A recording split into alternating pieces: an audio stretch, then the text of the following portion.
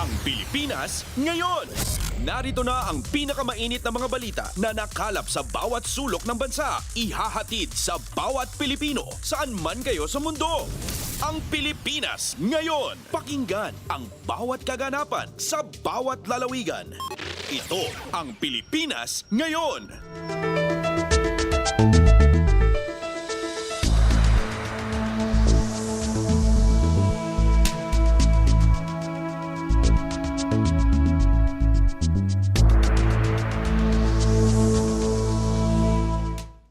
Magandang araw po sa ating mga tagapakinig. Welcome po ulit sa ating programang Ang Pilipinas Ngayon.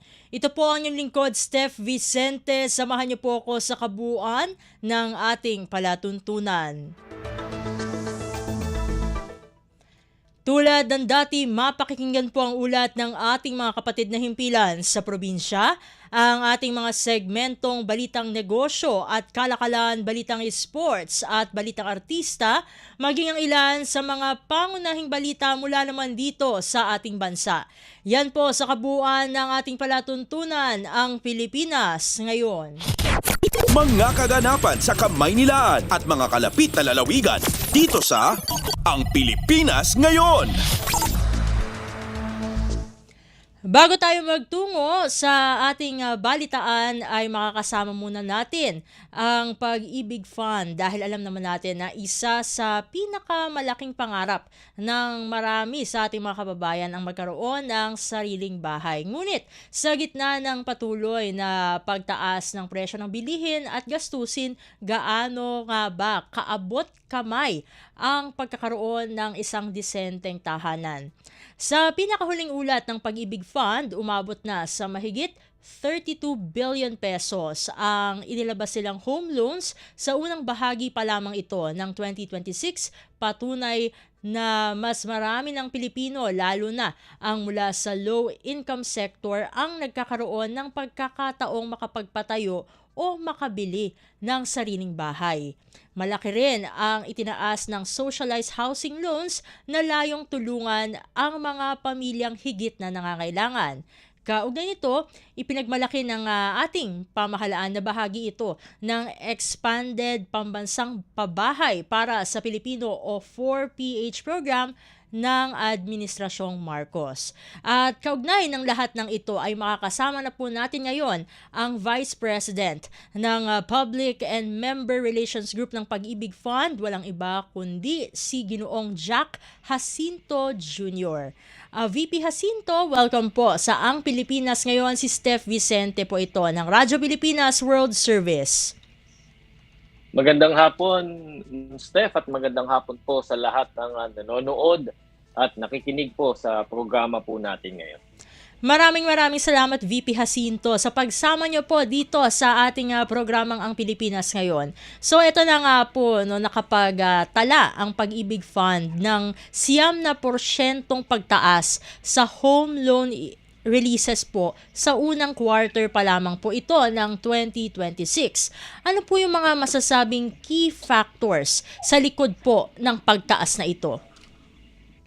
Ma'am Steph, tama po kayo.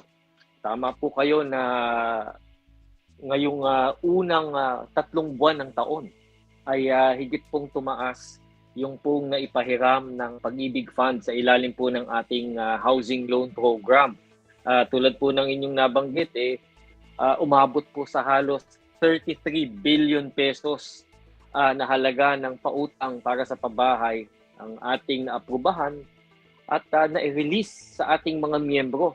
At higit po diyan sa halagang yan, higit po sa halagang nabanggit na riyan, ay yung pong yung dami po ng kapwa po natin Pilipino na natulungan na po nating magkaroon ng sariling bahay. At yan po ay mahigit 20,000. Sa katunayan, 20,926 na kapwa po nating Pilipino, unang 3 buwan po ng taon na ito, nagkaroon na po ng sariling bahay, nakabili ng sariling bahay sa tulong ng Pag-ibig Housing Loan. At ang dahilan po niyan, ang isang mahalagang dahilan niyan, Ma'am Steph, ay dahil napakalinaw po ng direktiba ng ating Pangulong Marcos na dapat patuloy po yung paghatid ng mga serbisyo ng pamahalaan para po sa ating mga kababayan. Kasasabi nga lang po ng ating Pangulo na dapat lahat, bagamat meron man tayong hinaharap na krisis sa enerhiya, dapat po tuloy-tuloy po ang lahat ng sangay ng pamahalaan sa paghatid po ng mga serbisyo natin. Kaya po dito po sa Pag-ibig Fund, sa ilalim po ng pamumuno ng Department of Human Settlements and Urban Development Secretary na aming Chairman of the Board, na si Secretary Jose Ramon Aliling, tuloy-tuloy po ang pagpupursige ho natin na sa ilalim po ng Expanded Pambansang Pabahay para sa Pilipino Program ay maghatid po ng pagkakataon sa ating mga kababayan na magkaroon po ng sariling bahay. At yun nga po, ito po yung patunay sa ating paghatid ng serbisyo sa pamamagitan po ng housing loan ng Pag-ibig. Nakikita ho natin na lalong tumaas yung ating napahiram at higit po dyan, lalong dumarati po ang Pilipino, kapwa po nating Pilipino na ngayon ay may bahay na, nakabili ng sarili nilang bahay dahil po sa Pag-ibig Housing Loan. Ito naman po, VP Jacinto, paano naman po sinisiguro ng Pag-ibig Fund na mas marami pa pong mga low-income Filipinos ang nakakabenepisyo mula dito sa mga housing loan programs na ito? Sa ilalim po, Ma'am Steph, ng Expanded Pambansang Pabahay para sa Pilipino Program o yung tinatawag po natin Expanded 4PH, pinalawig po natin, Ma'am Steph, pinalawig po natin yung mga housing programs na maaari pong applyan ng ating mga kapwa Pilipino, particular na po yung mga miyembro po ng Pag-ibig Fund. Ang ginawa po natin riyan, muli po sa pamumuno po ni Secretary Aliling, ay yung pong mga expanded 4PH housing units ay pinalawak po natin yung sakop. Ibig sabihin ho niyan, dati po kasi condominium units lamang po ang napapabilang sa expanded 4PH program. Ngayon po maging yung mga house and lot units sakop na rin po ng expanded 4PH. Ibig sabihin ho niyan, yung pong Pag-ibig housing loan na napakababa yung monthly payments ay maaaring gamitin ng ating mga qualified na miyembro para makabili ng socialized condominium unit at maaari din po silang makabili ng socialized housing unit. Ibig sabihin ay makakabili po sila ng condo unit na up to 1.8 million pesos. Makakabili po sila ng house and lot unit na up to 950,000 pesos sa napakababang monthly payments dahil po yan yung hatid ng Pag-ibig housing loan sa ilalim po ng expanded 4PH. Kaya po lalong dumarami po yung ating mga kababayan na nagkakaroon ng pagkakataong magkaroon ng sariling bahay sa tulong po ng programang yan at sa pinalawig po na expanded 4PH program. Ito naman po, VP Jacinto, maaari niyo po bang ipaliwanag para lang po dun sa mga hindi nakakaalam kung paano po kumbaga maikukumpara itong monthly payment schemes ng Pag-ibig dun sa mga masasabi na typical na rental cost? Tama ko yan. Alam mo ninyo, kamakailan po ay binisita ng ating Pangulo yung pong mga Pag-ibig Fund members na nakahiram na po sa Pag-ibig housing loan natin sa expanded 4PH at nakabili na ng kanilang mga sariling tahanan diyan po sa may Pampanga at diyan din po sa may Nueva Ecija. At doon po talaga mismong nabatid po natin at ayon na rin po sa pakikipag-ugnayan ng Pangulo sa mga may-ari ng mga bahay doon. Sa tulong po ng Pag-ibig housing loan na sa ilalim ng expanded 4PH, talaga naman mas mababa yung monthly payment kumpara sa renta. Nung kinausap nga po rin namin sila, ang nalaman natin ay yung renta nila dati. Nung sila ay rumerenta ay nasa 5,000, nasa 6,000 pesos po yung monthly nila. Ngunit ngayon ay dahil po mababa yung monthly payments po nila sa Pag-ibig housing loan nila, ay mas lalo silang nakakatipid.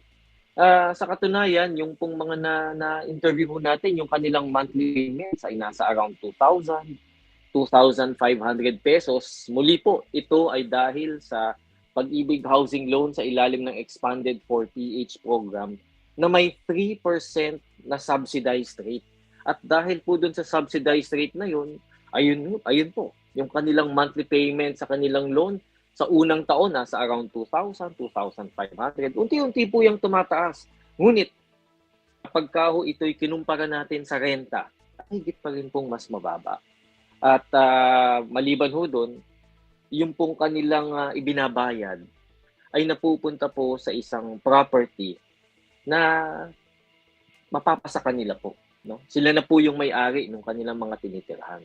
So pagdating po sa aspeto ng pangungupahan, ay higit po at daig po ng pag-ibig housing loan sa ilalim ng expanded 4PH ang pangungupahan dahil mas mababa na yung monthly payments at sa kanila pa yung kanilang tinitirhang bahay. Yan po yung hatid ng ating mga programa. Particular na po yung pag-ibig housing loan sa expanded 4PH program. Mas mababa ho kadalasan yung monthly payments. Yan po yung mga kwento ng ating mga nakausap na ngayon po ay mga naninirahan na sa mga expanded 4PH projects na mismo ang Pangulo po natin ang bumusita sa ating mga miyembrong nandun at naninirahan na. Ito naman po, no? Kanina nababanggit na po natin itong tinatawag na socialized housing. Bakit po ba ito ay sinasabi na major contributor doon sa pagtaas po, no, ng loan releases for the first quarter po of 2026? Sa ano po natin, sa ating pag-ibig housing loans, no? Ang kabuuan ho nating napahiram ay halos 33 billion pesos. At parte ho diyan ay around 3 billion pesos ay napunta po yan sa socialized housing loans. Mahalaga po yan sapagkat ibig sabihin yung pong yung mga miyembro po natin na nasa middle income at sa low income na bumili ng socialized housing unit ang siyang natulungan po ng programang yan. Ibig sabihin po, yung mga socialized housing units, yung mga nabanggit ko po kanina, yung mga condominium units na worth 1.8 million pesos at pababa, at maging mga house and lot units na 950,000 pababa, yan po yung nabili. Yan po yung nabili ng ating mga middle income and low income members sa tulong po ng pag-ibig housing loan. At ngayon po ay kanilang pag-aari na at may sarili na ho silang tahanan. Around 3,500 mula doon sa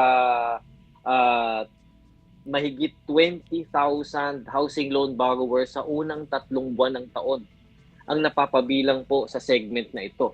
Kaya po, yan po ang higit namin kinatutuwa sapagkat mula po doon sa nakahiram sa ating pag-ibig housing loan para sa unang 3 buwan ng taon, around 3,500, 3,439 to be exact, ang middle and low income members na ngayon ay may sariling bahay na sapagkat nakabili po sila ng socialized housing unit sa tulong po ng pag-ibig housing loan. Ma'am Steph, at sa mga nakikinig po nating mga kababayan, ito po yung mga miyembro ho natin. Again, mula sa middle income and low income groups na ngayon ay may sariling bahay na binabayaran ho nila sa mas mababang halaga sapagkat may 3% subsidized rate yung pong pag-ibig housing loan sa expanded 4PH na sa katunayan ay mas mababa pa ho yung kanilang monthly kumpara sa renta at yung kanilang binabayaran ay napupunta sa isang property na mapupunta po sa kanila. VP Jacinto, paano pa po sinusuportahan ng Pag-ibig Fund ang mga miyembro nito na kumbaga ay ma-maintain yung affordability habang binabayaran nila yung kanilang home loans? Ito, yung pong pag-maintain ho natin ng affordability at sustainability ng ating pautang sa pabahay para sa ating mga miyembro. Ito po ay nakasalalay sa ating mismong mga miyembro na patuloy na nagbabayad ng kanilang monthly payment sa Pag-ibig Fund. Alam mo ninyo, ang Pag-ibig Fund ay pag-aari po ng mga miyembro. Pag-aari po ito ng manggagawang Pilipino. At nananatili pong matatag ang Pag-ibig Fund, nagiging napapanatili ho natin sustainable yung ating mga programa. Dahil po sa patuloy at tapat na pagbabayad ho ng ating mga miyembro sa kanilang monthly payments. At matutuwa po kayong malaman na mahigit 90% po ng ating mga miyembro ay patuloy at tatapat na nagbabayad ng kanilang monthly payment sa kanilang housing loan. Yan po ang susi. Yan po ang susi para ho maging sustainable ang ating mga programa na para ho mapaikot ho natin ang pondo ng Pag-ibig Fund, maipahiram.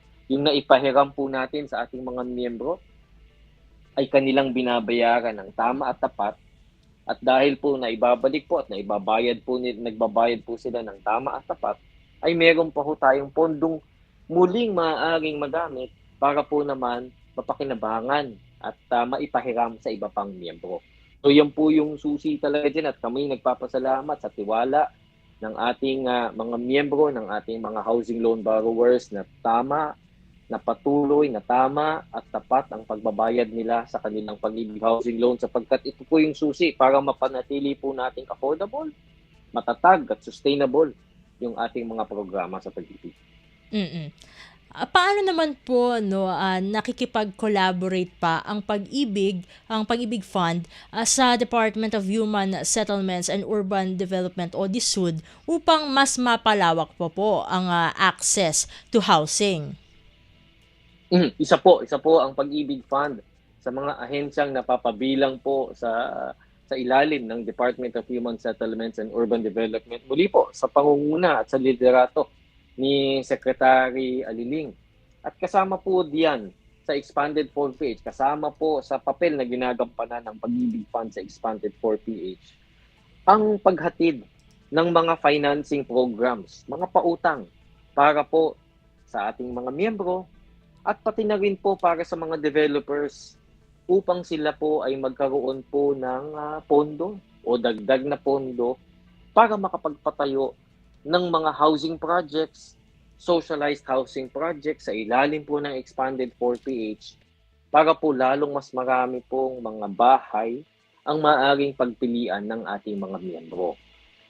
Yan po ang papel na ating ginagampanan at makikita ho ninyo rito ang pagpapahiram po ng Pag-ibig Fund hindi lamang sa miyembro, pati rin po sa industriya, pati rin po sa mga qualified stakeholders sa housing industry, particular na po ang mga developers, sapagkat muli po, napakalaking bagay rin po nito sa ating ekonomiya, sapagkat habang nagtatayo po ng mga housing units ang ating mga eligible partner developers, ay ito po ay nakakapag-generate ng trabaho, ng tulong sa ekonomiya, sa pagtulong sa mga allied industries. Muli po para matulungan at lalong maboost ang ating economy habang nakakapagpatayo sila ng mga housing units na maaaring bilhin ng ating mga miyembro sa murang halaga sa ilalim ng Pag-ibig housing loan sa ilalim ng Expanded 4PH. So yan po sa mga nakikinig po, yan po yung role, yan po yung papel na ginagampanan ng Pag-ibig Fund. Yung pong pondo ay ating ipinapahiram sa developers para po magtayo ng mga bahay, ng mga housing projects na akma sa pangangailangan ng ating mga miyembro. Nakakatulong po yung makagenerate ng trabaho at makatulong sa ekonomiya. At pag naitayo na po yung mga housing projects na yan, nagyan din po ang Pag-ibig Fund para po magpautang naman sa ating mga miyembro. Para po yung mga naitayong housing units na ito ay mabili ng ating mga miyembro sa murang halaga dahil po sa mababang interes ng Pag-ibig housing loan sa ilalim ng Expanded 4PH. At bago ko po kayo pakawalan na VP Jacinto, given po lahat ng napag-usapan natin ito, ano po ang payo na maaari nyo po maibigay sa mga miyembro ng Pag-ibig Fund na maaaring medyo hesitant pa sila sa pag-a-apply po para sa isang housing loan? Go ahead po, VP Jacinto. Salamat po, Ma'am Steph. Alam mo ninyo, Ma'am Steph, nakita ho natin, dahil po nitong nakaraang 2 buwan, ay nagsagawa po tayo ng tinatawag na Pag-ibig Housing Fairs. Muli po, ito po itugon sa direktiba po ng ating Pangulong Marcos na ilapit yung pagkakataong magkaroon ng bahay sa ating mga miyembro. At ito po ay pinangunahan po ng ating chairperson, Secretary Ping Aliling. At doon po sa mga housing fairs na iyon, nakita po natin, mahigit 40,000 po na mga miyembro, halos 50,000 nga po, ang mga miyembro nating pumunta sa mga housing fairs na ito upang maghanap ng bahay na kanilang mabibili. Ibig sabihin po niya, nariyan po ang patuloy na pangangailangan ng ating mga kababayan na magkaroon ng sariling bahay.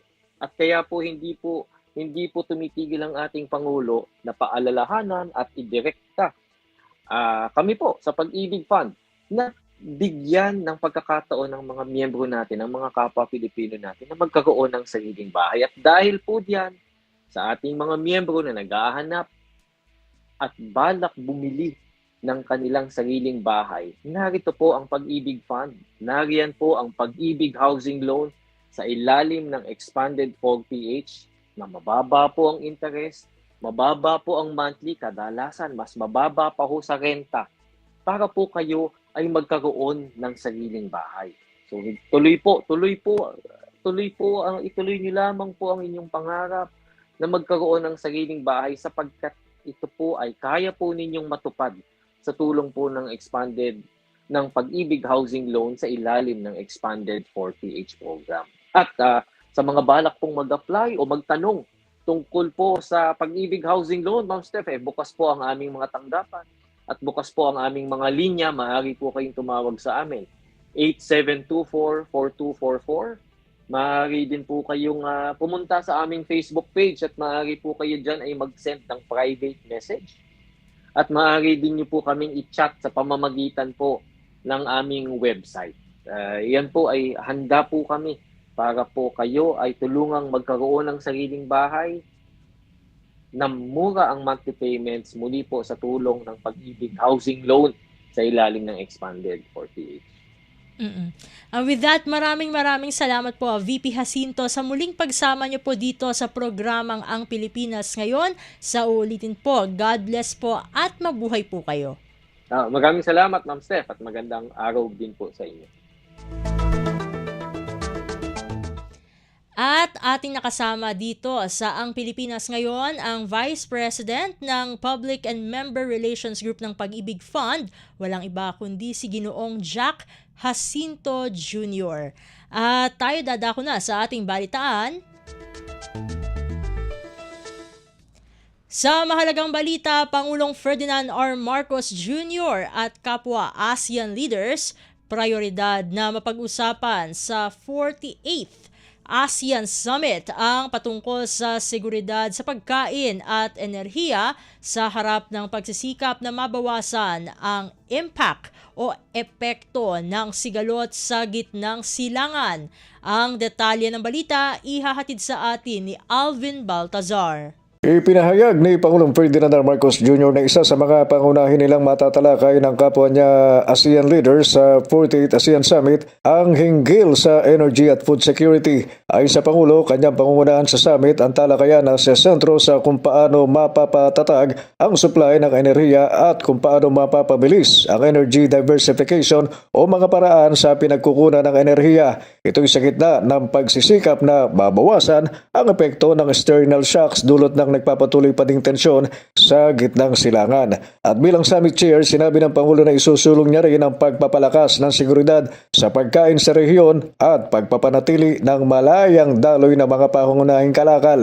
Igigit din ng Pangulo ang pagbuo ng mga hakbang upang suportahan ang mga magsasaka, ganun din ang mga micro, small and medium enterprise o MSMEs. Pakinggan natin si Pangulong Ferdinand R. Marcos Jr. At this summit, I will lead discussions on how the region can bolster regional preparedness, ensure stable energy supply, and accelerate energy diversification to reduce vulnerability to external shocks, including those stemming from the conflict in the Middle East. I will push to strengthen food security in the region, keeping the free flow of essential goods and building measures to support farmers and MSMEs. Nagulat mula sa Cebu para sa 48 ASEAN Summit, Alvin Baltasar, Radyo Pilipinas, Radyo Publiko.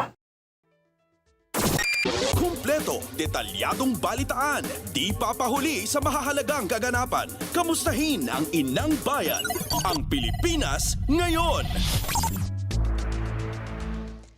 Samantala, naghahanap ang ASEAN member states ng mga paraan upang matugunan ang epekto ng tensyon sa Middle East. Ayon kay ASEAN 2026 spokesperson, Foreign Affairs Assistant Secretary Dominic Xavier Imperial, tatalakayin sa ASEAN Summit ang pagkakaroon ng mga konkretong hakbang para tugunan ang kasalukuyan o hinaharap pang krisis. Hindi na nagbigay pa ng ibang detalye ang opisyal ukol dito sa gitna na rin ng mga pag-uusap ng ASEAN member states. We are looking at some concrete ways that we can, or some mechanisms that we will be able to use when there's a future crisis, and also at the ongoing situation that we have right now regarding the Middle East. Si ASEAN 2026 spokesperson, Foreign Affairs Assistant Secretary Dominic Xavier Imperial. Pasada ng mga balita mula sa Pilipinas para sa mga Pilipino saan man sa mundo. Ang Pilipinas ngayon. Sa iba pang mga balita, kabilang sa priority economic deliverables ng Pilipinas ang pagpapatupad ng panukalang ASEAN Power Grid.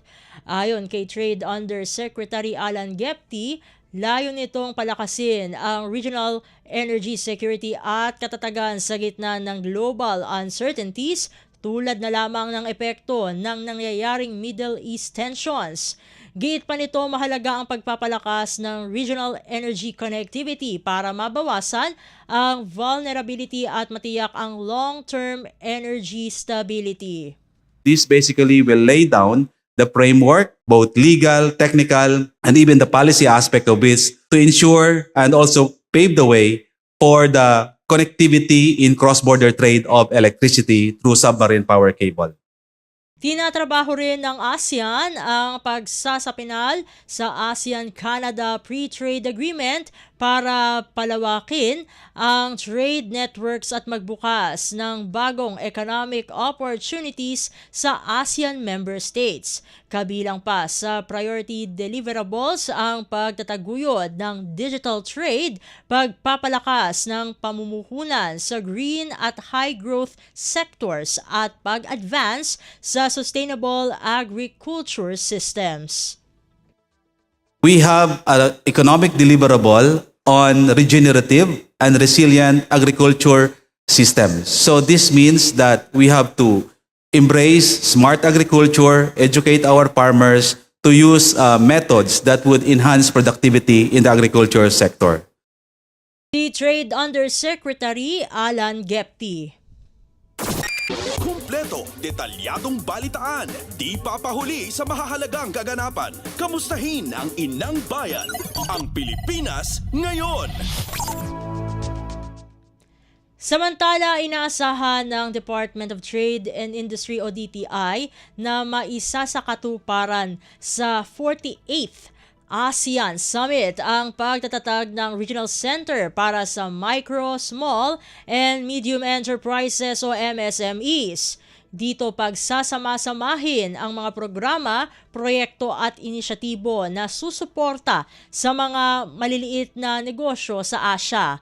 Ayon kay Trade Undersecretary Alan Gepti, inaasahan din ang pagtatapos at pagpirma sa Digital Economy Framework Agreement na magpapalakas sa regional payment interconnectivity at magpapabuti sa digital trade sa buong ASEAN. These are very vital for our businesses. So in other words, the policies, the programs, the projects that will be eventually implemented in ASEAN would cut across all the issues and challenges that our MSMEs and our nationals are facing. Si Trade Undersecretary Alan Gepti. Pasada ng mga balita mula sa Pilipinas para sa mga Pilipino saan man sa mundo. Ang Pilipinas ngayon. Sa iba pang mga ulat, umaasa naman ang Pilipinas sa pag-usad ng Code of Conduct sa South China Sea habang sentro ng ASEAN Summit ang Energy Security at Regional Cooperation sa Cebu. Ayon kay Foreign Affairs Assistant Secretary Dominic Xavier Imperial, umuusad ang usapan sa pagitan ng ASEAN member states at China dahil sa tuloy-tuloy na ugnayan at madalas na pagpupulong. Kaugnay nito, inaasahang masusundan pa ang mga pagpupulong sa mga susunod na linggo. There was a mention on commitment for more frequent meetings. So those frequent meetings are still happening. So we are also very encouraged about what's happening there. In fact, we just concluded one last month. And so now we're expecting another meeting to happen in a couple of weeks from now. Si Foreign Affairs Assistant Secretary Dominic Xavier Imperial. Kumpleto, detalyadong balitaan, di papahuli sa mahahalagang kaganapan. Kamustahin ang inang bayan, ang Pilipinas ngayon. Samantala, all set ang security forces na nakadeploy sa Lapu-Lapu City at sa buong isla ng Cebu para sa seguridad ng 15 heads of state na dumadalo ngayon sa 48th ASEAN Leaders Summit and related meetings na sinimulan na ngayong araw at magtatapos bukas Mayo 8. Ayon kay Police Colonel Kimberly Molitas, tagapagsalita ng PNP ASEAN Security Task Force, nakapagsagawa sila ng simulation at rehearsal kasama ang iba pang security forces upang matiyak na walang butas ang kanilang security plan. Nakahanda na rin ang kanilang mga contingency plan upang matiyak ang proteksyon at seguridad ng mga ASEAN leader. All the contingencies has been practiced, we had dress rehearsal yesterday, and we have strengthened all the preparations to make sure that the issues that has risen from the rehearsals has been properly addressed by all the agencies combined dito sa ating multi-agency coordinating center. Si Police Colonel Kimberly Molitas, tagapagsalita ng PNP ASEAN Security Task Force. Pasada ng mga balita mula sa Pilipinas para sa mga Pilipino saan man sa mundo. Ang Pilipinas ngayon. Sa iba pang mga balita, tumitindi naman ang interes ng public utility vehicle operators na lumipat sa paggamit ng electric vehicles o EVs, lalo na't nahaharap ang Pilipinas sa epekto ng Middle East crisis. Ayon kay Trade Secretary Cristina Roque, suportado ng gobyerno ang mga operator at driver sa pag-transition ng EVs sa pamamagitan ng e-transport loan program. Tiniyak naman ng kalihim na tinutugunan ng EV manufacturers ang pagkakaroon ng charging stations ng electric vehicles. These companies that are actually selling this transportation, or let's say the vehicles to be used by the transport groups, need to make sure that the charging stations are there. If not, they will not be able to sell their vehicles. Trade Secretary Cristina Roque. Kumpleto, detalyadong balitaan, di papahuli sa mahahalagang kaganapan. Kamustahin ang inang bayan, ang Pilipinas ngayon. Sa iba pang mga ulat, pinapurihan naman ng Chamber of Automotive Manufacturers of the Philippines Incorporated o CAMPI ang pagsusulong mismo ng pamahalaan para sa pag-shift ng bansa sa paggamit ng electric vehicles o EV. Ayon kay CAMPI President Jose Maria Atienza, kauna-unahang pagkakataon ito na mismong ang pamahalaan na ang humihimok sa publiko na gumamit na ng EV, lalo na't ramdam pa rin ang krisis na dala ng gulo sa Middle East. Sa ngayon, ang mahalagang matiyak ng pamahalaan ay ang pagdevelop pa ng EV charging stations upang mas makahikayat ng mga Pilipinong maaaring makisali sa EV transition. I haven't seen this level of parang interest and parang cohesion in the message. And it's very appropriate message. When there's a crisis, everyone needs to help. Of course, not everyone naman is going to buy a new car. What's important is there's energy efficiency, we save on fuel, whatever car we drive now, make sure we do it responsibly. But again, there are many solutions there. Ang naging pahayag ni Campi President Jose Maria Atienza. Pasada ng mga balita mula sa Pilipinas para sa mga Pilipino saan man sa mundo. Ang Pilipinas ngayon.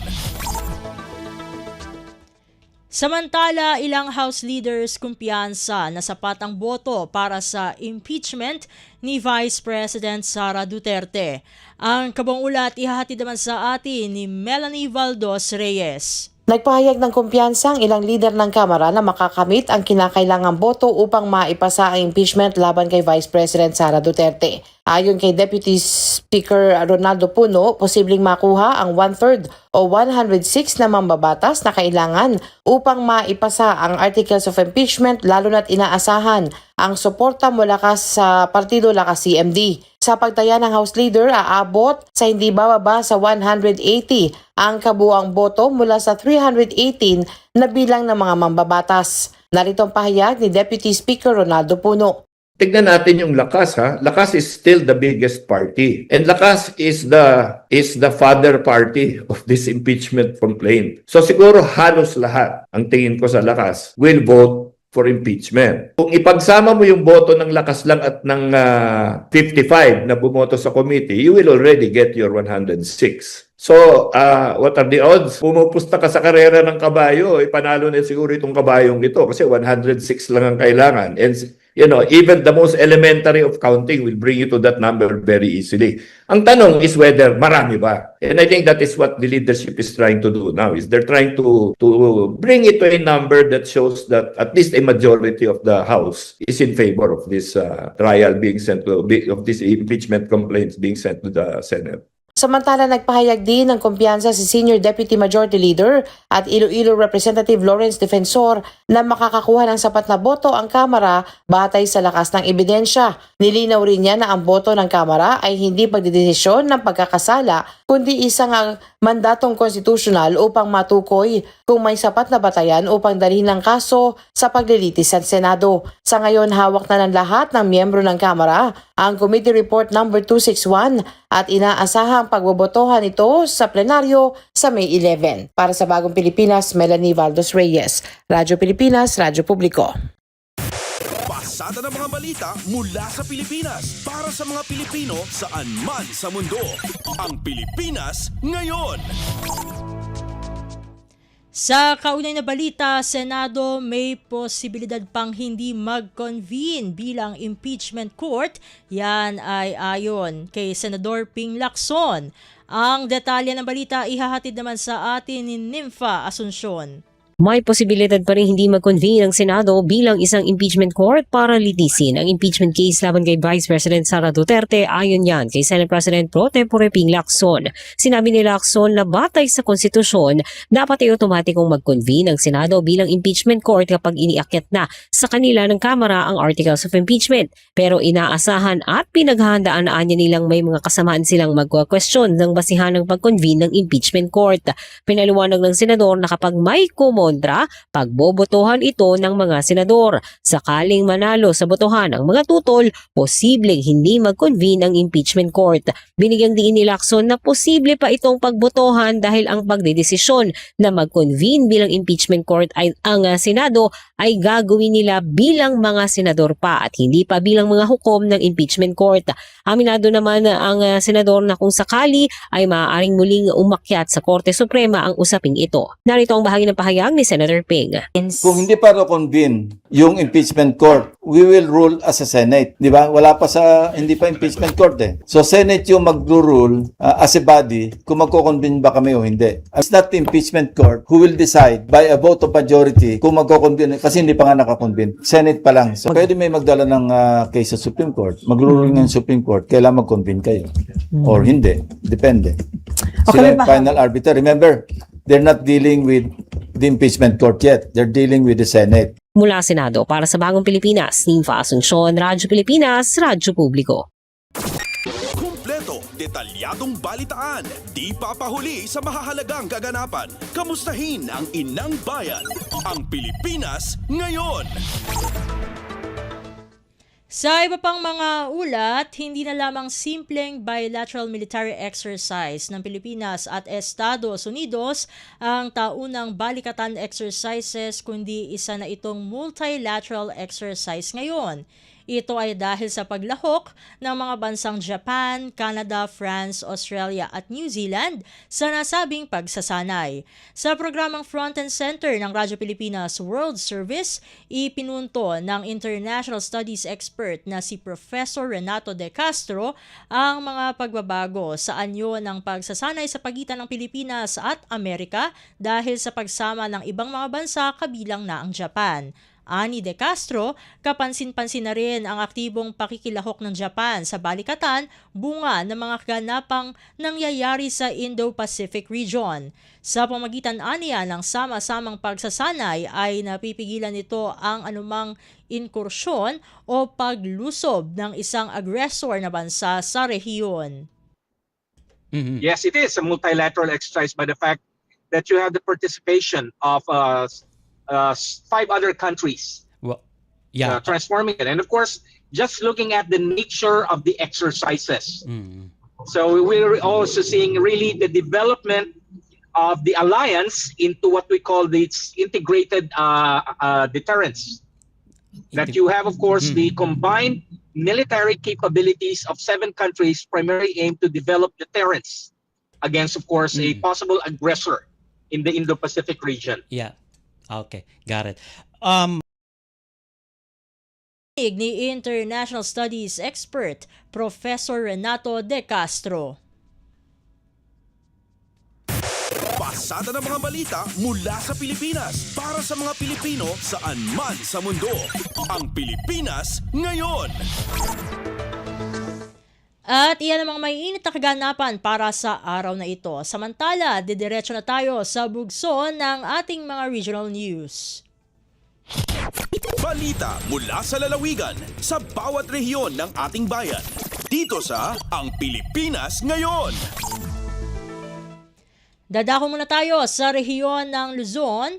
Biomass bilang alternatibong enerhiya pinag-aaralan ng lokal na pamahalaan.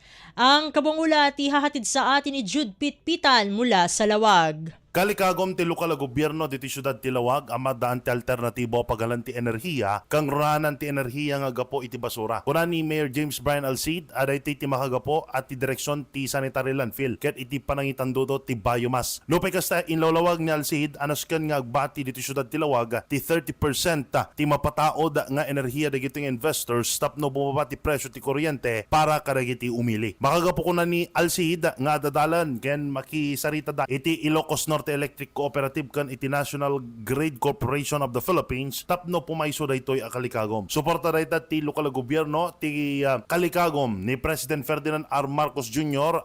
Panangitandudo ti renewable energy para kadagiti Filipino kan iti sumaruno a kapututan. Para iti Bagong Pilipinas, Jude Pitpitan, Radyo Pilipinas, Radyo Publiko, Lawag. Balita mula sa lalawigan sa bawat rehiyon ng ating bayan. Dito sa Ang Pilipinas Ngayon. Inyong napakinggan ang ulat ni Jude Pitpitan mula sa Lawag. Puntahan naman natin ang Agoo. Iba't ibang paraan ng pagluluto ng mushroom with honey tampok sa festival sa Bacnotan, La Union. Narito si Glenda Sarak para sa balita. In parang dagita umili ti baknotan la unyon tinaduma-duma awagas iti panagluto iti mushroom menu uong nga adan iti dirawin honey kabayatan ti amazing ways to cook with honey and mushroom apas ti makabulan a panakarambak ti Diraw Festival 2026 ti munisipyo.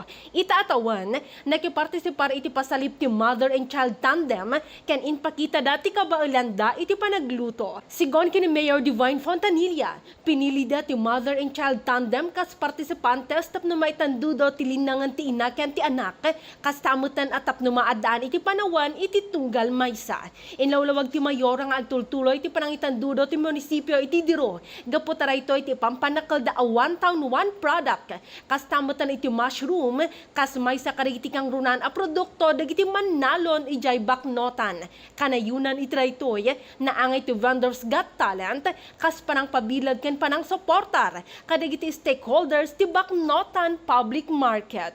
Manipod Agoo La Union, Glendo Bakungan Sarak para iti Radyo Pilipinas World Service. Balita mula sa lalawigan sa bawat rehiyon ng ating bayan. Dito sa Ang Pilipinas Ngayon. Inyong napakinggan ang ulat ni Glenda Sarak mula sa Agoo. Dadako na tayo sa rehiyon ng Kabisayaan. 10 million pesos na fuel subsidy program fund ng lungsod ng Borongan pinagtibay ng konseho. Ang detalye ng balita ihahatid sa atin ni Sok Aberia mula sa Borongan. Ginparigunanan sa anggunang panglungsod ang syudad ng Borongan na naging proponer ng appropriation ordinance kantidad 10 milyones de pesos sa gindumarang ikawalong special session ng konseho naglabayng adlaw. Ang nasabing appropriation ordinance nagre-revert nga to general fund ang 10 milyones de pesos ng kantidad nga waray kagastog unobligated balance and maintenance and other operating expenses MOE appropriations ang tuig 2025 kundi na nasabi ang kantidad din igan alokar para implementasyon ng fuel subsidy program may syudad. Unay ni iging parigunan liwatan konseho ang City Ordinance No. 313 Series of 2026 nga nagtatalaan ng fuel subsidy program para rehistrado nga motorized tricycle operators ug drivers nga rehistrado nga pampot operators sa syudad ng Borongan. Base ning ordinansa ning fuel subsidy eksklusibo ang kahatag ipinag fuel coupons nga ipapagawa sa LG Borongan kundi nga lalauman nga por minus 1,200 nga trike drivers ug pampot operators ang makakabinipisyo. Tika nga syudad dahan Borongan, Sok Aberia, Radyo Pilipinas, World Service. Balita mula sa lalawigan sa bawat rehiyon ng ating bayan. Dito sa Ang Pilipinas Ngayon. Inyong napakinggan ang ulat ni Sok Aberia mula sa Borongan. Puntahan naman natin ang Sogod. Tarabasa Tutoring Program inilunsad sa Ormoc City. Ang kabuang ulat ihahatid naman sa atin ni Aljon Malot. Formal na nga gilusad sa Ormoc City ang Tarabasa Tutoring Program isip kabahin sa nationwide implementation sa programa nga gipangunahan sa Department of Social Welfare and Development o DSWD. Gisugdan ang kalihukan pinagi sa usa ka motorcade naghiusang mga partisipante, partner agencies ug nagkalainlaing stakeholders aron ipakita ang suporta sa programa nga nagtumong sa pagpaligon sa pagbasa ug literasiya sa kabataan. Sumala sa DSWD, ang Tarabasa Tutoring Program naghatag og oportunidad sa mga estudyante nga mapalambo ang ilang reading skills samtang naghatag usab og temporaryong panginabuhian sa mga tutors ug youth development workers nga kabahin sa implementasyon. Mahinumduman nga natong Abril 20 din tuiga, malampuson usab nga nasugdan ang 20 ka adlaw nga implementasyon sa programa sa Tacloban City ug sa probinsya sa Samar isip pagsugod sa regional rollout niini sa Eastern Visayas. Gikan sa Sogod, Southern Leyte, Aljon Malot para sa Radyo Pilipinas World Service. Balita mula sa lalawigan sa bawat rehiyon ng ating bayan. Dito sa Ang Pilipinas Ngayon. Inyong napakinggan ang ulat ni Aljon Malot mula sa Sogod. Dumako naman tayo sa Mindanao. Lokal na pamahalaan ng Cagayan de Oro nagsagawa ng workshop para mahikayat ang European investors na magtayo ng planta ng organic waste processing. O ang kabuang ulat ihatid sa atin ni Romy Kapinpuyan mula sa Cagayan de Oro. Nagpahigayon og workshop ang City Local Environment and Natural Resources Office sa Cagayan de Oro aron magat ang mga investor gikan sa Europe nga magbutang og planta sa organic waste processing. ubos kini sa 3.67 billion pesos nga programa sa UN o European Union. Nasayran nga maabot sa 400 sa sinta ka tonelada nga basura ang makuha kada adlaw dinhi sa Dakbayan, din 54% nini ang madunot. Plano sa syudad nga himong biogas, abono o kuryente ang basura para makadani og investment ug masulbad ang mahal nga gasolina ug abono. Human bisita ang 16 ka European Union ambassadors, seryoso ng City Hall sa paghimo sa basura nga negosyo para sa green energy. Gikan sa Radyo Pilipinas Cagayan de Oro, kini si Romy Kapinpuyan para sa Radyo Pilipinas World Service. Balita mula sa lalawigan sa bawat rehiyon ng ating bayan. Dito sa Ang Pilipinas Ngayon. Inyong napakinggan ang ulat ni Romy Kapinpuyan mula sa Cagayan de Oro. Pumunta naman tayo sa Zamboanga, ikalawang bugso ng Livestock Outreach Program, matagumpay na naisagawa ng DA Region 9 sa bayan ng Malangas, Zamboanga, Sibugay. Narito si Lesty Cubol para sa balita. Malampusong gipahigayon sa Department of Agriculture, Regional Field Office 9, ang ikaduhang hugna sa Livestock Outreach Program sa Barangay Kamanga sa lungsod sa Malangas, Zamboanga, Sibugay.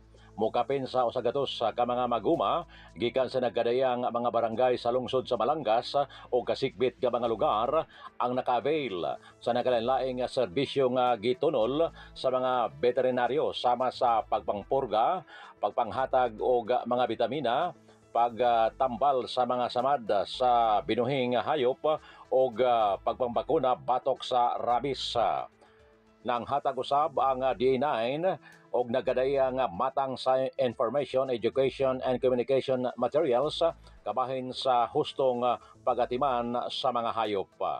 Gikan diri sa Radyo Pilipinas Zamboanga, kini si Lesty Cubol para sa Radyo Pilipinas World Service.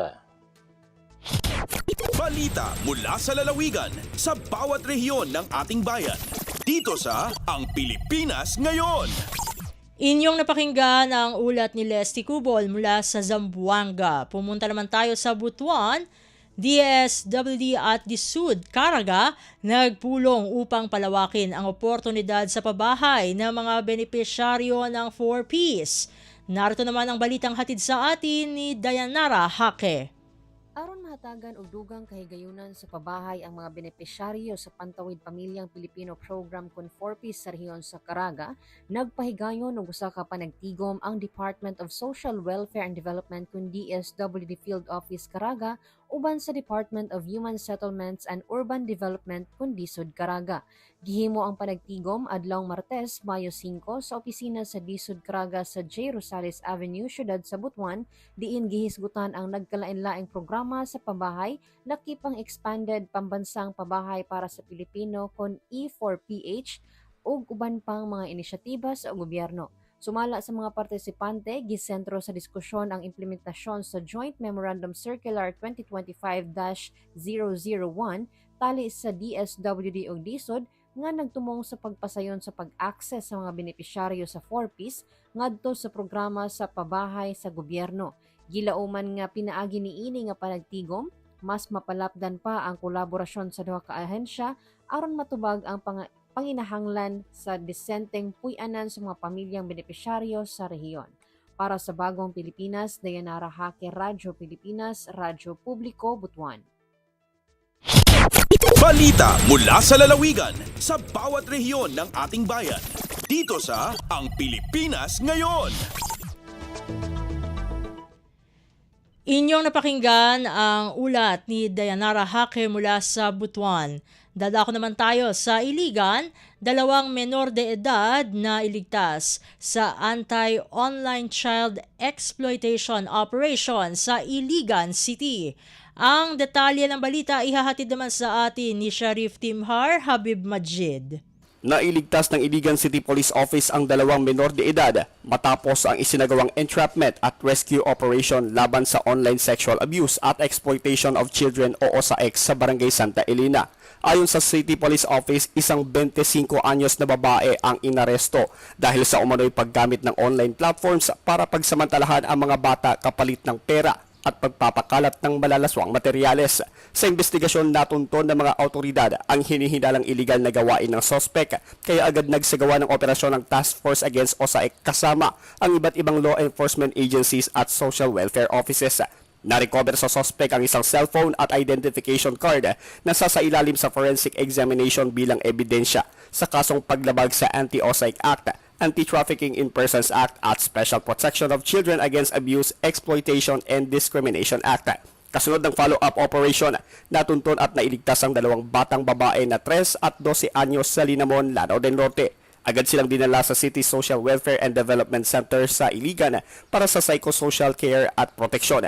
Nagpasalamat naman ang City Police Office sa suporta ng lokal na pamahalaan at sa pakikipagtulungan ng mga national at international partner agencies laban sa online child exploitation. Mula sa Radyo Pilipinas Iligan, ito si Sharif Timhar para sa Radyo Pilipinas World Service. Balita mula sa lalawigan sa bawat rehiyon ng ating bayan. Dito sa Ang Pilipinas Ngayon. At inyong napakinggan ang ulat ni Sharif Timhar Habib Majid mula sa Iligan. Didiretso na tayo sa ating segmentong Balitang Negosyo at Kalakalan na ihahatid sa atin ng ating kasamang si Bea Gaza de Guzman. Lagay ng ekonomiya, kalakalan, negosyo at iba pa. Atin ang alamin dito sa Ang Pilipinas Ngayon.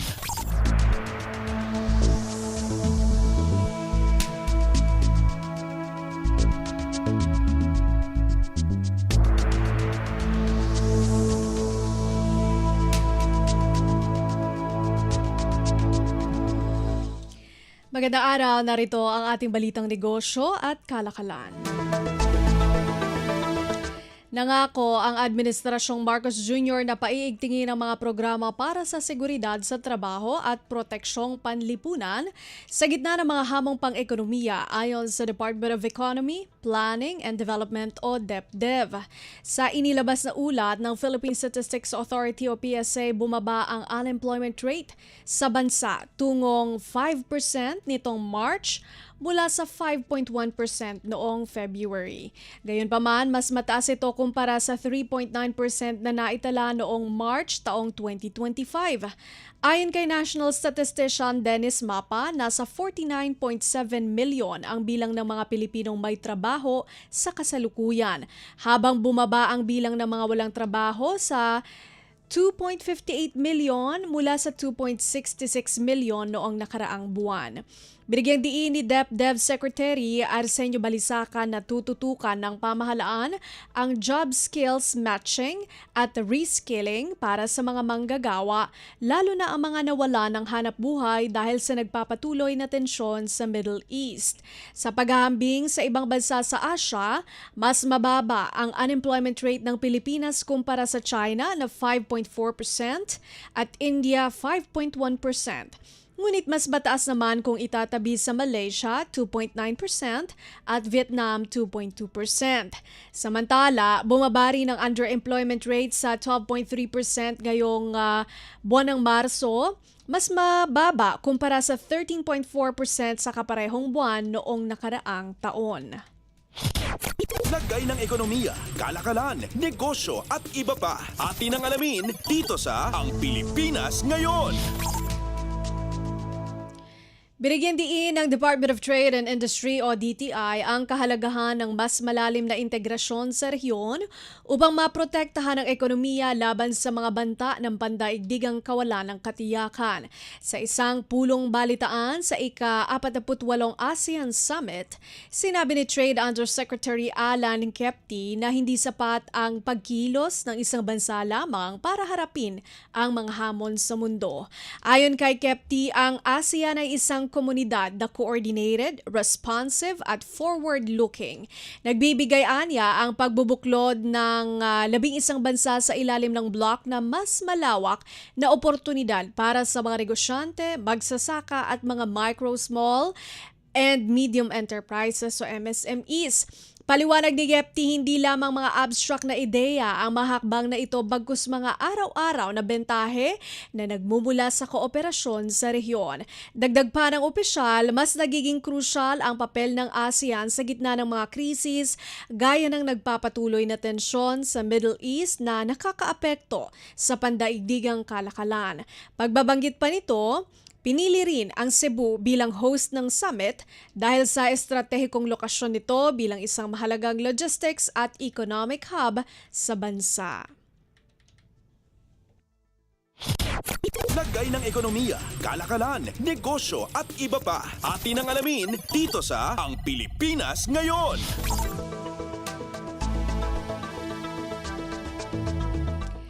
Inanunsyo ng Department of Energy o DOE na naging matagumpay ang mga hakbang ng pamahalaan upang mapigilan ang sanay napakalaking dagdag singil sa kuryente na aabot sa 7 pesos kada kilowatt hour.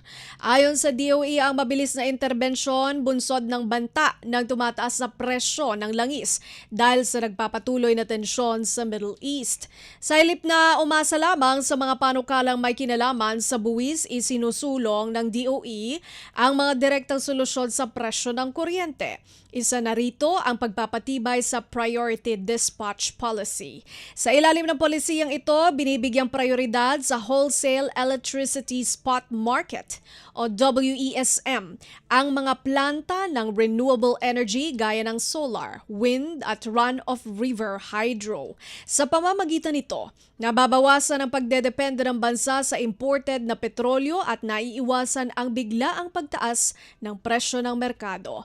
Payag ng DOE na nanatili itong tapat sa paghahanap ng pangmatagalang solusyon upang gawing mas mura at maaasahan ang kuryente sa pamamagitan ng pagpapalawak ng supply, pagpapabilis ng pagbuo ng renewable energy, at pagpapatibay ng grid infrastructure.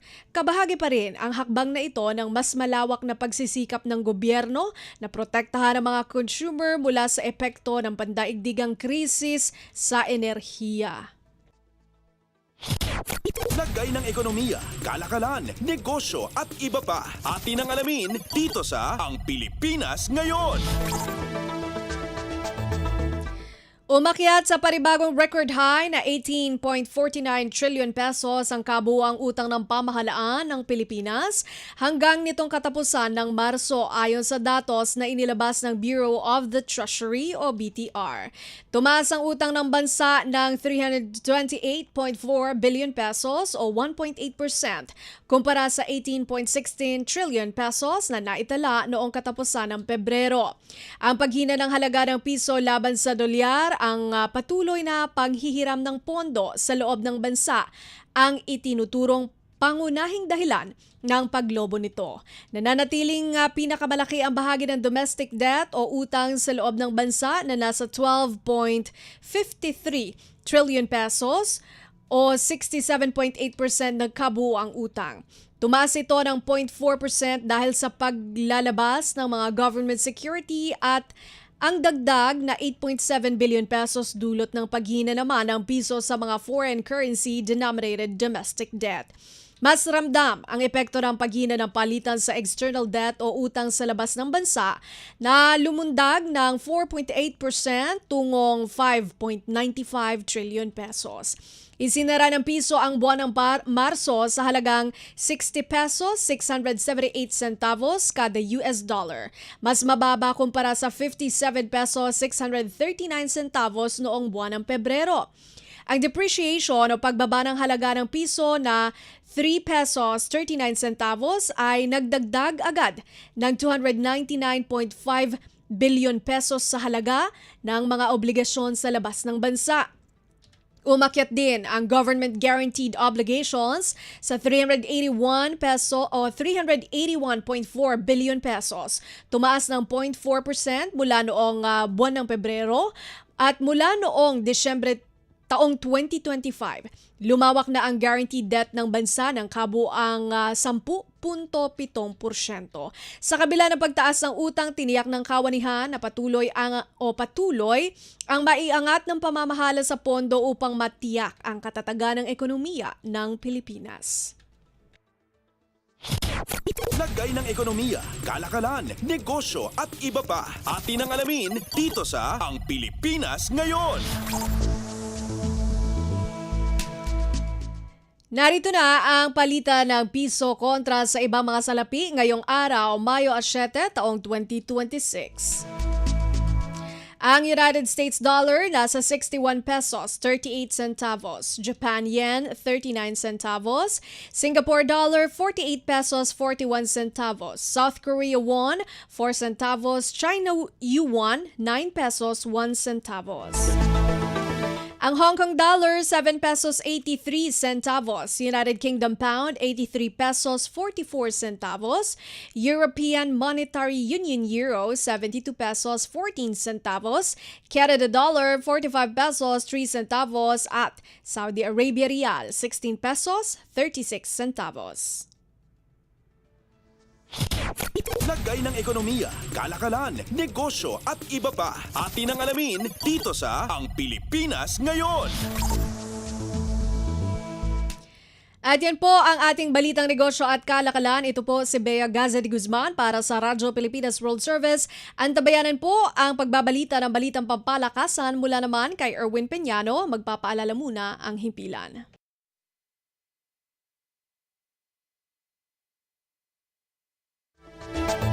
Mabilis ang trivia, dagdag talino. Heto na ang Dagling Kaalaman. Nasubukan niyo na bang gumamit ng QR codes? Ang QR codes o Quick Response Codes ay naimbento noong 1994 ni Masahiro Hara, isang engineer ng Japanese company na Denso Wave. Pangunahing layunin nito ang pag-label at i-track ang automotive parts. Sa pagnanais na maikalat at makatulong ito sa lipunan, isinulong ng Denso ang Advanced International Standardization at ginawang open source ang technology.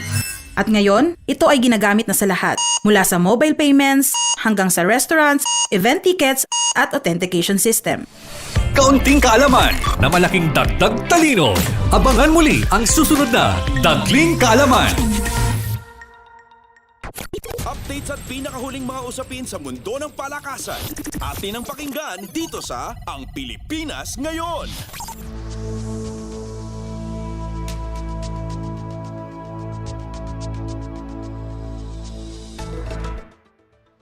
At nagbabalik po ang Pilipinas Ngayon. Para naman sa sigwada ng mga may init na sports balita, unahin natin ang tennis. Matatag na performance ang ipinamalas ng Filipino tennis ace na si Alex Ayala dahilan para maalpasan ang mabigat na Polish opponent na si Magdalena Fesch sa kanyang first match sa WTA 100 Italian Open nitong Miyerkules.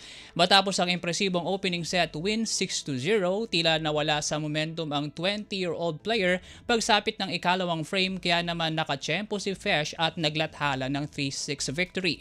Sa deciding third set, matitinding palo ang naging palitan ng dalawa kung saan humantong pa sa 40-all ang tapatan sa 9th game bago na itukod ni Ayala ang 5-4 lead. Ang nasabing bentahe kagyat nasundan ng makapag-commit ng tatlong magkakasunod na error si Fesch at siyang sumelyo ng set sa 6-4 pabor sa Pinay Bet. Dahil sa panalo, abante na sa next round ng Italian Open si Alex kung saan sunod na asignatura niya ang tennis ace ng China na si Xin Wang. Updates at pinakahuling mga usapin sa mundo ng palakasan. Atin ang pakinggan dito sa Ang Pilipinas Ngayon.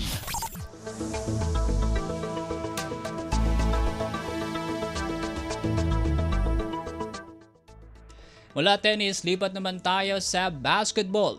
Tuloy pa rin ang pag-arangkada ng San Miguel sa playoffs matapos na patirikin ang Terra Firma 126-110 sa kanilang sagupaan sa PBA Season 50 Commissioner's Cup nitong Miyerkules. Nagsilbing sandalan ng Beermen ang pinagsanib puwersa nina Junmar Fajardo at Benny Boatwright na parehas tumipan ng hindi bababa sa 30 points, dagdag pa ang double figure na rebounds nila sa ilalim ng ring. Epektibo rin ang naging laro nina Jericho Cruz at Don Troliano Aquino na kumana ng tig 17 points, habang 15 points naman ang naiambag ni CJ Perez.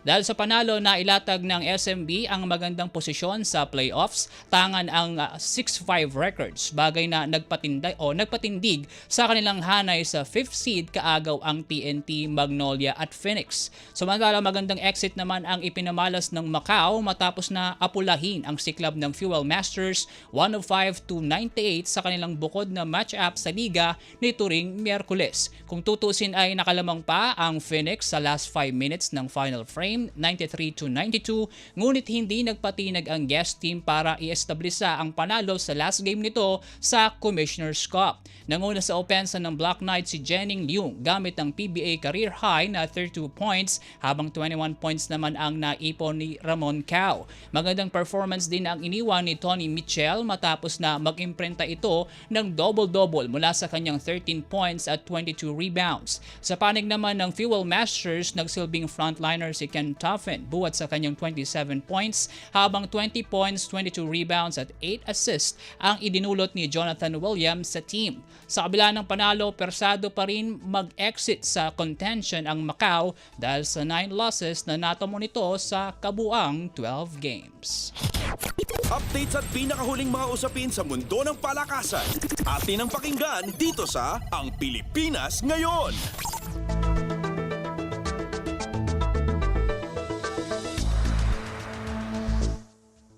Mula basketball, kawing naman tayo sa volleyball. Dominanting first game win ang inistablisa ng De La Salle University kontra National University 25-23, 25-18 at 25-18 mula sa kanilang best of 3 finals match sa UAAP Season 88 Women's Volleyball nitong Miyerkules.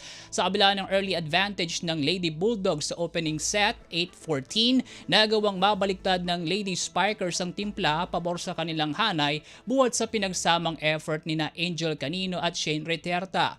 Mula roon, hindi na lumingon pa ang DLSU at tuluyan ng kinontrol ang laban sa last 2 sets. Top scorers ng Malate-based squad si Canino at natumala ng 17 points, 9 digs at 5 receptions, habang 11 points naman ang hinabig ni Riterta. Malaking ambag din ang 12 points na nalikom ni Amy Provido dahilan para maitulak ng De La Salle sa bentahe. So panig naman ng NU, nanguna sa squad si Ara Panique, bitbit ang kanyang 18 points, habang 12 points naman ang idinagdag ni Vangie Alinsug. Dahil sa first game win, isang panalo na lamang ang kailangan ng Lady Spikers bago makalawit ang kampyonato sa kompetisyon.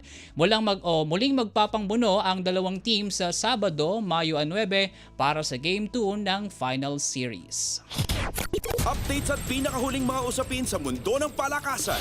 Atin ang pakinggan dito sa Ang Pilipinas Ngayon.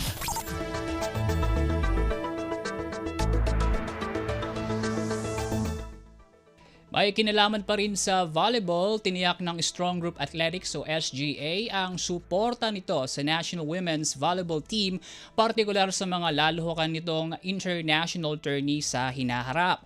Sa isang pahayag nitong Miyerkules, nag-commit ang SGA ng pagpapahiram ng first at second rookie drafts nila mula sa kanilang Premier Volleyball League o PVL teams para mag-duty sa Alas, Pilipinas. Tiniyak din ng Strong Group na tuloy-tuloy pa rin ang pagkakaloob nila ng allowances at financial incentives sa kanilang rookies kahit naglalaro ang mga ito sa national team. Matatandang hawak ng SGA ang pangangasiwa sa teams ng Zeus Coffee Thunderbells at Farm Fresh Foxes sa PVL. Ang payag ng organisasyon ay kasunod ng paninindigan ng PVL sa pagpapatupad ng draft system sa pagpapapasok ng mga manlalaro sa liga, gayon din sa mga magsusuot ng Alas Pilipinas jersey. Nag-ugat ang posisyon ng PVL mula sa mungkahi ng Philippine National Volleyball Federation na magkaroon ng bukod na Alas Pilipinas draft upang masolusyonan ang problema sa pagkuha ng mga manlalaro kapag may international tournament. Updates at pinakahuling mga usapin sa mundo ng palakasan. Atin ang pakinggan dito sa Ang Pilipinas Ngayon.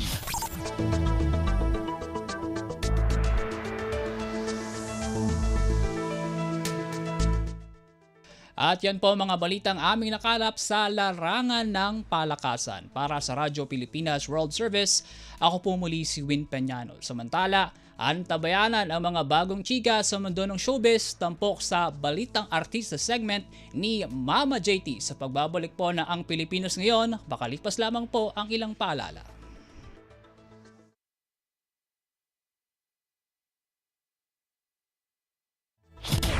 Ang latest, ang hottest sa showbiz and entertainment. Heto na sa Ang Pilipinas Ngayon.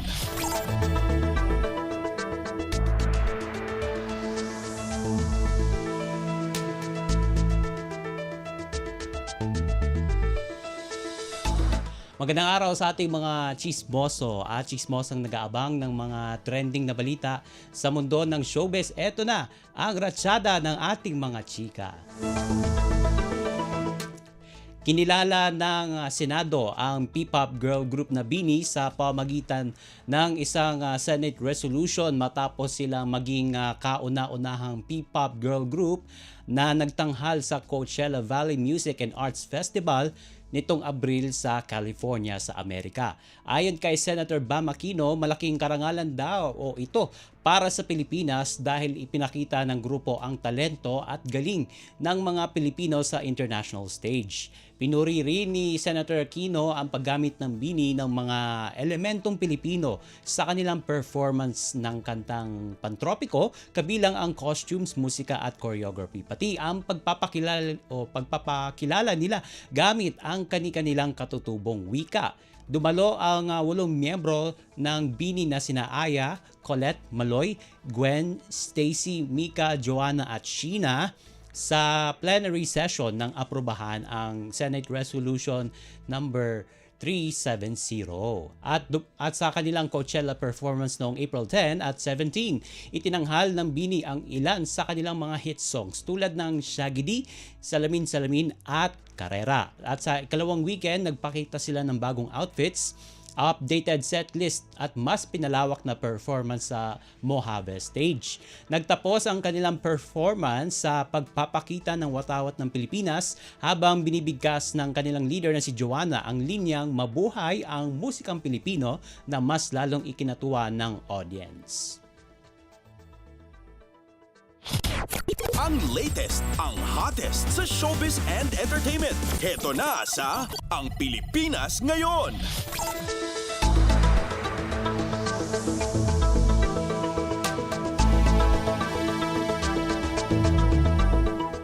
Samantala, nagpositibong muli sa sakit na COVID-19 ang Queen of All Media na si Kris Aquino matapos siyang ma-ospital habang patuloy na nilalabanan ang kanyang autoimmune diseases.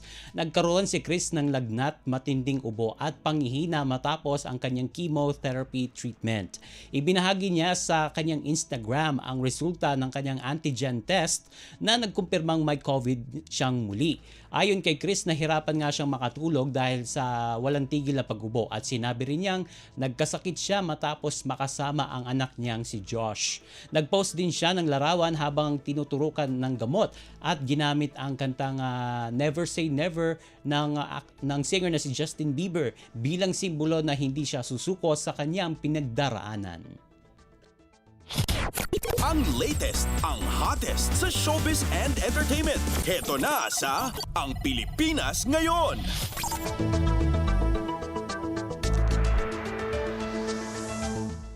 At sa uli nating chika for today, naglabas ng pahayag ang celebrity drag queen na si Marina Summers matapos ang kontrobersya sa Miss Universe Philippines 2026 Grand Coronation Night noong May 2. Sinabi niya na nagkaayos na sila ng kapwa drag artist na si Angel Galang ng pribado matapos makatanggap ng matinding pambabatikos at pagbabanta. Matatandaan na naging kontrobersyal ang mga pahayag ni Angel sa social media na tila patama kay Marina Summers kaugnay ng hosting nito sa Miss Universe Philippines 2026 Coronation Night. Sa mga na-delete ng posts, pinuna umano ni Angel ang hosting style ni Marina at gumamit ng mga hindi akma na lengguwahe. Dahil dyan, umani ito ng batikos mula sa netizens, drag fans at sa LGBTQIA+ community. Sa kanyang Facebook apology, inamin ni Angel na sumobra ito sa pagpapahayag ng kanyang opinyon at mali ang kanyang naging kilos. Nagpahayag din siya ng pagsisisi at direktang humingi ng tawad kay Marina na tinawag niyang sister habang sinabing handa siyang harapin ang epekto ng kanyang ginawa. Samantala sa Facebook post ni Marina, hinimok nito ang kanyang supporters na pairalin ang respeto, kabutihan at pag-unawa at iginit na hindi niya kinukonsinti ang pambubuli at transphobia. Ibinahagi rin niya na nasaktan siya sa mga naunang pahayag ni Angel pero ayaw niyang gamitin ito bilang dahilan para atakihin ang kapwa miyembro ng LGBTQIA+ community. Samantala humingi rin ng public apology si Angel Galang ilang araw matapos ang pageant. Inamin niyang nagkamali siya sa kanyang mga naging pahayag at sinabi niyang nakatanggap nga siya ng mga pagbabanta mula sa netizens. Ayon kay Angel, malaking aral sa kanya ang insidente tungkol sa pagiging maingat sa pagbibigay ng opinyon at kahalagahan ng sisterhood at tunay na suporta. Sa kabila ng issue, parehong nanawagan sina Marina at Angel na tigilan na ang hate at harassment upang hindi masira ang adikain nilang itaguyod ang pagtanggap at respeto para sa LGBTQIA+ community.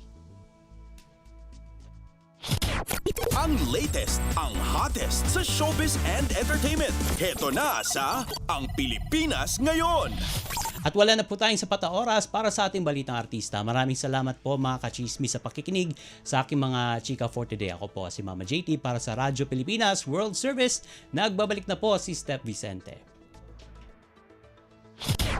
Ang latest, ang hottest sa showbiz and entertainment. Heto na sa Ang Pilipinas Ngayon.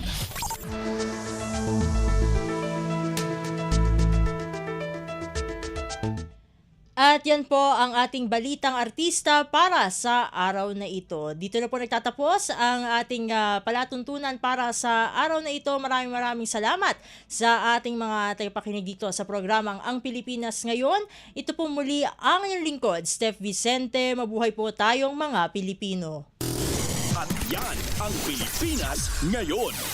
Muling samahan sa parehong oras at alamin ang pinakahuling mga kaganapan at balita saan man kayo naroon. Ang Pilipinas Ngayon.